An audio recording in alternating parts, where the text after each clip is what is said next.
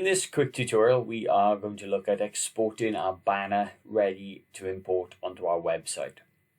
The first thing we are going to do is save the banner. So to do this, we're going to go File, Save As, and then we're going to go into our IT folder.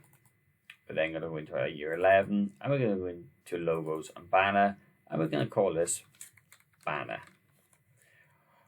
Once you're done, click on Save, and then click OK on any options that appear.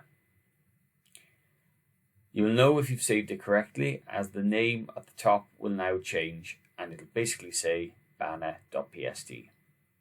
Next, we need to export. To do this, click on File, go down to Save for Web and Devices. Once you've clicked on Save for Web and Devices, there's a few settings you're going to need to change.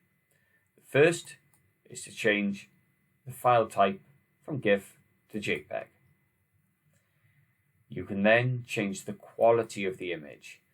As you change the quality of an image, keep an eye on the file size in the bottom corner.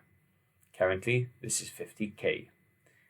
If I increase the quality from 60 to 80, you'll notice the size of the file will increase. If you decrease the quality of the image, you'll notice the file size will decrease. However, the quality of the image will get worse. What you need to do is find a good balance between quality and file size. I'm going to stick with around 80 for this example. Once you're happy, click on Save, and then save the file as Banner into your Task 3 folder.